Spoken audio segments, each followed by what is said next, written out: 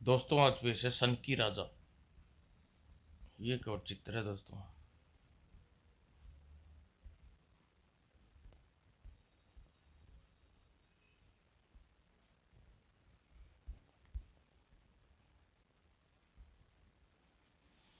किसी समय सुनसान नगरी नामक देश में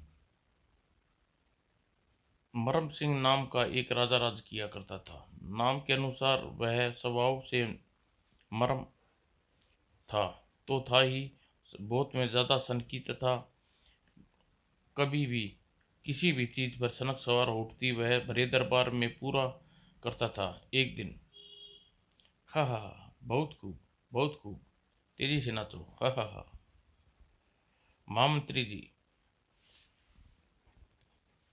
हमें इंसानी मुर्गों का यह नाच बहुत पसंद आया। हम चाहते हैं ऐसा मनोरंजन कार्य सप्ताह में एक बार अवश्य हो। ऐसा ही होगा महाराज। बस अब बंद करो यह कार्यक्रम और अपना अपना इनाम लेकर अपने अपने घर जाओ। कुछ दिन बीतने पर, महाराज क्या आप जानते हैं कल कैसा मुबारक दिन है? हमारे लिए साल में सभी दिन मुबारक होते हैं महारानी जी। फिर भी आप बताइए कल कौन सा मुबारक दिन है? कल आपका जन्मदिन है महाराज। ओह, यह आपने बुरा याद दिलाया है रानी जी। इस दिन तो हम कभी याद नहीं करना चाहते थे। वह क्यों परवरदिगार? क्योंकि हम अपने जन्मदिन को मनुष्य मानते हैं। यदि पैदा नहीं होते तो आज स्वर्ग में आनंद कर रहे होते, जबकि इस धरती पर जन्म लेते ही हमारे माता पिता और प्रजा हमारे सर पर ताज के रूप में हिमालय पर्वत जितना भारी बोझ लाद दिया, जिसके नीचे शासन चलाते चलाते प्रतिदिन पिचके चले जा रहे हैं। हमारे चालाक माता पिता हमें जन्मदिन देकर खुद स्वर्ग का आनंद लेते हैं और धरती पर पलायन कर गए, हम नरक की भट्टी में मत्था मारने के लिए छोड़ गए। ऐसी अशुभ बातें मुंह से न निकालिए अंधाता। यदि आप धरती पर जन्म न लेते तो हमारा क्या होता? हमारे जीवन की डोर किसके हाथ में बनती?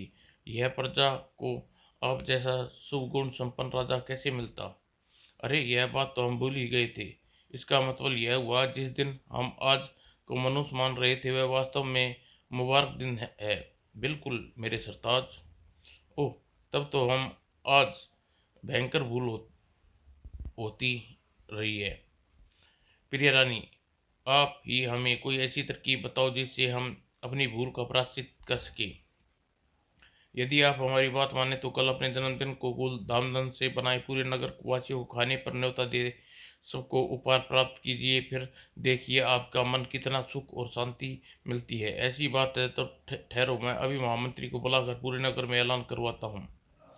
राजा मरम सिंह ने अपने उसी समय महामंत्री को बुलाया। महामंत्री जी, इसी समय पूरे नगर में ढिंडोरा पिटवा दीजिए। कल हमारा पहला जन्मदिन है और लोग समस्त और शुभ अवसर पर हमारे लिए अपने अपने श्रद्धा अनुसार भेंट भेंट लेकर आए तथा इस समय भोजन हमारे यहाँ ही करें। किंतु यह ऐलान पूरे नगर में करवा दीजिए। ठीक, वह तो ठीक है महाराज, लेकिन लेकिन क्या? जैसा हम कहते हैं आप वैसा ही कीजिए। जन्मदिन हमारा है, कोई आपका नहीं। गुस्ताखी माफ हो महाराज। जन्मदिन मनाने की बात तो मेरी समझ में आ गई, लेकिन यह पहला जन्मदिन वाली बात मेरी समझ में नहीं आई। आप तो पूरे 50 को पार कर चुके हैं। खामोश मूर्ख, हम 50 को पार करें या 500 की लुटियां डुबो दें, यह हमारा निजी मामला है। यह क्या आप इतना भी नहीं जानते कि हम 50 साल में पहली बार अपना जन्मदिन मनाने जा रहे हैं, वह भी अपनी प्रिय रानी जी की आज्ञा पर? जी जी हाँ महाराज, हाँ महाराज। तो जाइए, जाकर जल्दी सी मुनादी करवा दीजिए। जोग्य महाराज। और हाँ, अब आप लोग को भोंडा थोबड़ा हमें तब तक दिखाते हैं जब तक जश्न की सारी तैयारी पूरी नहीं हो जाती होगी। जी जी जी। महामंत्री के आदेश पर उस दिन नगर में ढिंडोरा पीटा गया। डम डम डम। सुनो सुनो नगरवासियों, कल महाराज गरम गरम सिंह जी का पहला जन्मदिन बड़ी धूमधाम से राजमहल में मनाया जा रहा है।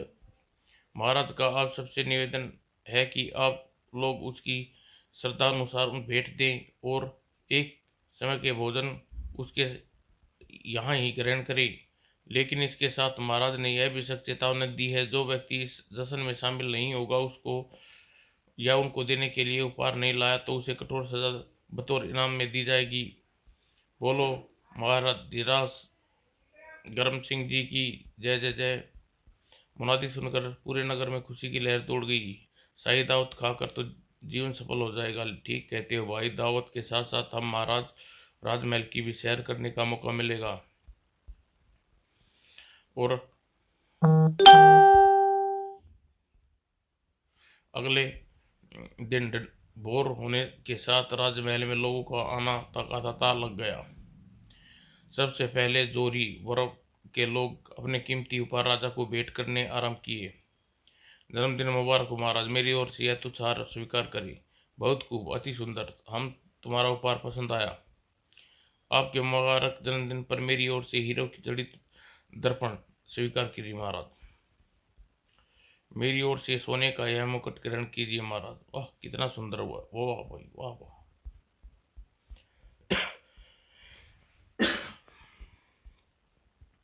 जोरियों के बाद साहूकार वर्ग का बारी आई। उसने अपनी तरफ से राजा को कीमती उपहार भेंट किए। उसके बाद व्यापारी वर्ग की नंबर आया। उसने बहुत से राजा को स्वर्ण मुद्राएं से तोला तथा अन्य ने चांदी के सिक्के भरी थाली भेंट की।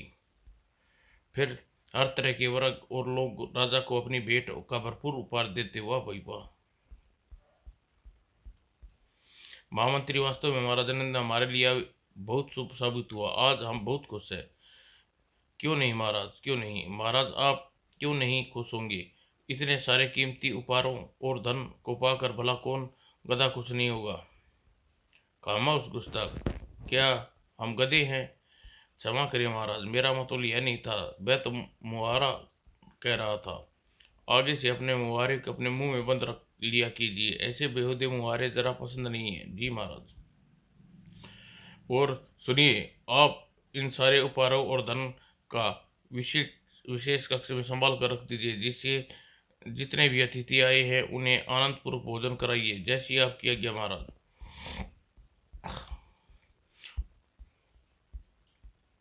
लेकिन महाराज, अभी किसान लोगों ने आपसे मिले ही नहीं, वे आपकी भेंट करने के लिए आपकी आज्ञा की प्रतीक्षा कर रहे हैं। क्या कहा किसान भाई? भाई भी हमारे लिए तोहफे लाए हैं। जी महाराज। अरे, तो फिर आप खड़े खड़े हमारा मुंह क्या देख रहे हैं? जल्दी से उन्हें भी भीतर बुलाइए। जी अभी बुलाता हूँ। और सिर दी महाराज की जय हो। जन्मदिन मुबारक हो अन्नदाता। महाराज, हम गरीब किसानों के प्रणाम स्वीकार हो। ठीक है, लेकिन हमारे पास वक्त ज़्यादा नहीं है। तुम लोग बारी बारी आगे अपने उपहार हमें दे सकते हो। एक एक करके अपने उपहार महाराज की नज़र करो। जी हजूर। महाराज, यह है मेरे खेत की ताज़ी गोभी, इसे विशेष आपकी नज़र नज़र करने लाया हूँ। कृपया इसे स्वीकार करें। स्वीकार किया, चलो उसे टोकरी में डाल दो। जी बहुत अच्छा अंदाता। और एक एक करके अन्य किसान ने भी भेंट देने लगे। यह बंद गोभी मैंने विशेष आपके लिए उपजाई है महाराज। समय नहीं है, उसे टोकरी में डाल दो। यह विशेष किस्म की करेला है महाराज। आपकी भाजी बनाकर खाने में दिन दुना चार चौगना स्वास्थ्य का लाभ होगा। ठीक है, उसे टोकरी में फेंको। ये मेरी ओर से ये विशेष किस्म का बैंगन स्वीकार करो। बैंगन। अब मेरी ओर से यह तुरई स्वीकार करो। उही तुरई। मेरी ओर से यह भिंडी स्वीकार करो। अंततः उसे फेंको। सिर दी उस की में राजा मरम सिंह की खोपड़ी किसानों के भेंट से अंगारे की बड़ी बूंद की तरह खोल गई। अरे नमक हरामो, तुम लोग मेरे लिए उपहार लाए हो या साग भाजी की दुकान? मेरे पास यही एक एक सब्जी हमें देने के लिए रह गई थी। लगता है तुम सब हमारे जन्मदिन पर हमें खुश करने नहीं बल्कि हमारी हंसी उड़ाने आए हो। ठहरो, अभी मजा सिखाता हूँ तुम लोगों को। सैनिकों, इन किसानों की जो भी सब्जी उपहार में लाए हैं उसे इसके मुंह में ढूंस दो, चाहे जबरदस्ती ही क्यों ना करनी पड़े। जो आज्ञा महाराज। जैसी आज्ञा महाराज। और फिर उन किसानों में एक किसान लंबी चौड़ी घिया लाया था। जब उसका नंबर आया, नहीं नहीं महाराज मुझे माफ़ कर दीजिए, इतना मोटा लंबा घिया मैं नहीं निगल पाऊंगा। अरे निगल कैसे नहीं पाएगा, यह यह आया तो लाया तो तू ही था, चल मुंह फाड़। मुझसे गलती हो गई हजूर, मुझे माफ़ कर दीजिए, मेरे बाप की तौबा, जो मैंने अपने खेतों में घिया बोया। मैं मरने से पहले बात अपने बच्चों को भी बता के जाऊंगा। मैं कहता हूँ घिया खो मुंह खोल, वरना घिया तेरी नाक में घुसेड़ दूंगा। और सैनिक की धमकी के भयभीत किसान ने अपना मुंह खोला, गो गो गो ओ छोड़ दे। और सचमुच का पूरा घिया किसान के पेट में उतरता चला गया। हिच हिच, क्यों बच्चों, अब कलेजे पर ठंडक लगी। अभी कितना बड़ा घिया महाराज को पर में देने के लिए। सैनिक की बात सुनकर अचानक किसान जोर जोर से हंसने लगा। हाँ हाँ, तुम क्यों पागल हो गए हो क्या। जब काफी देर हंसने के बाद किसान की हंसी ने रुकी, खामोश बदतमीज, बंद करो अपनी यह भद्दी हंसी, वरना तेरे मुंह में कीले ठुकवा दूंगा। और किसान सहम कर अपना मुंह बंद कर लिया। मूर्ख इंसान, तुझे तुरंत ही जवाब दे, तू इतनी कठोर सजा मिलने के बावजूद क्यों हंस रहा था, वरना इसी समय तेरी गर्दन जुदा कर दूंगा। महाराज मेरी जान तो बच गई, लेकिन मैं खुश हंस इसलिए रहा था कि अच्छा हुआ कि आपके लिए घिया लाया, सीताफल नहीं। सीताफल? हाँ सीताफल। यदि मैं सीताफल ले आता तो शायद इस समय अपने सामने मूर्त पड़ा होता। निस्संदेह ही मैं भाग्यशाली हूँ, लेकिन सोच रहा हूँ बेचारे रामफल का क्या होगा। कितना बदनसीब है वह, जो आपके लिए इतना बड़ा सीताफल उपहार में देने के लिए लाया है। वह देखिए महाराज, बदनसीब रामफल, और अपने उसके सीताफल को और रामफल को, जो कि पहले ही अधिक भयभीत था। राजा समेत सभी उसकी ओर देखा और अधिक सहम गया और उसके होश भी जाते रहे। ओह मैं मरा। सैनिकों, इस गरीब को होश में लाओ जल्दी जी। सिद्धि सैनिकों ने राम लखन को होश में ले आए। ओ मैं कहाँ हूँ। ए भद्र आदमी, तुम इस समय राजमहल में हो, जो तुम बेहोश हो गए थे। तुम्हें क्या तकलीफ है। क्षमा किए महाराज, मैं जिस गुस्से से मेरी ओर देखा था, मैं समझा कि कहीं आप मुझे फांसी पर लटकाने का हुक्म न दे दें। अरे मूर्ख, यह तुम्हारी भूल थी, जो हमने ऐसा समझा। तुम्हें फांसी देने नहीं बल्कि इनाम देने की बात सोच रहा हूँ। क्या इनाम देने की बात सोच रहे हो। हाँ बिल्कुल। तुम मूर्ख हमारी नज़रों को नहीं समझ सके। अरे भाई, जो इंसान मेरे वजन से भारी वस्तु मेरे लिए उपहार में लाया, मैं क्या मूर्ख हूँ जो उसे फांसी दूंगा। तुमने वास्तव में इनाम पाने लायक काम किया है। तब मुझे क्षमा कर दीजिए महाराज, मैं मूर्ख, वास्तव में गलती हुई। जो आप सचमुच दया और नेकी के फरिश्ते हैं। ठीक है ठीक है, अब हमारे पैर गंदे न करो, सीधे खड़े हो जाओ। महामंत्री जी, आप भद्र पुरुष को, सच्चे इंसान को, जिसने हमारे दिल के लिए इतनी श्रद्धा है, उसे सीताफल जितने ही वजनी सोने से, मोहरों से, खजाने का इनाम दिया जाए। जो महाराज, तुमने सच कहा राम लखन, इसलिए हम तुम्हें अति प्रसन्न हैं। जाओ अपना इनाम ले लो। ईश्वर आपकी उम्र लंबी करे। अन्नदाता, आप महान हैं। आप गरीब आपकी इस भूल को कभी नहीं भूलेगा। किसानों की कतार में एक किसान और था, जो राजा के लिए सीताफल ही उपहार में देने के लिए आया था। राजा की बात सुनकर उसके मुंह में लालच से पानी आ गया। आह, मेरा सीताफल राम लखन के सीताफल से बड़ा है। यदि कोशिश करूं तो मुझे भी ज्यादा धन प्राप्त हो सकता है। अगले ही पल वह कतार से बाहर निकला। महाराज महाराज, यह देखिए, आपके लिए राम लखन से बड़ा सीताफल उपहार में लाया हूं मैं। कहने के साथ ही वह अब उसने बेहोश होने का भी न किया। अरे यह क्या हुआ। सैनिक को संभालो इसे। महाराज यह बेहोश हो गया है। अरे मूर्ख, तो हमें बता क्या रहा है। अभी कुछ देर पहले तुम्हें एक बेहोश को होश में लाए थे। जल्दी से इसे भी होश में लाओ। जी महाराज। और सिद्धि सैनिक किसान को भी होश में ले आए। क्यों भाई, तुम्हें यह अचानक, तुम्हें गस कैसे आ गया? आप बड़े दयालु हो महाराज। यह सोचकर गस खा गया कि मेरा सीताफल देखकर जाने आप मुझे कितना इनाम दें, शायद इतना कि मैं संभाल न सकूं। चापलूसी और झूठी मक्कारी मुझसे, यानी अपने राजा से उड़ने की कोशिश कर रहा है। इसे सबक सिखाना पड़ेगा। अगले ही पल सबक सिखाने के उद्देश्य से, भाई तुम क्योंकि मेरे लिए राम लखन से बड़ा सीताफल उपहार में लाए हो, इसलिए तुम्हें इनाम में राम लखन से ज़्यादा ही मिलेगा। लेकिन प्रश्न यह पैदा होता है, उतने बड़े इनाम को पाने की खुशी तुम बर्दाश्त कर पाओगे या नहीं? बर्दाश्त कर लूँगा महाराज, बिल्कुल कर लूँगा। ना भाई ना, मुझे विश्वास नहीं होता। जब तुम इनाम पाने की सोचकर ही बेहोश हो गए तो भला इनाम पाने के बाद तुम्हारी क्या दशा हो सकती है? तुम मर भी गए तो हमारा धन व्यर्थ कहीं कहीं पड़ा सड़ता रहेगा। इसलिए पहले तुम्हारा दिल मजबूत करेंगे, उसके बाद तुम्हें ढेर सारा धन देंगे। मेरे दिल की आप चिंता न करिए महाराज, मेरा दिल बहुत मजबूत है। दुनिया की तमाम सुख एक से एक साथ तुम पर टूट पड़े, मेरे दिल की धड़कनें बंद नहीं होगी। आप चाहे तो अपना सारा खजाना देकर आजमा लें। ठीक है, पहले तुम्हारे दिल की मजबूती का परीक्षण करेंगे, चाहे उसके बाद तुम्हें मन चाहा धन देंगे। मैं परीक्षण के लिए तैयार हूँ महाराज, जरा आप जल्दी करें।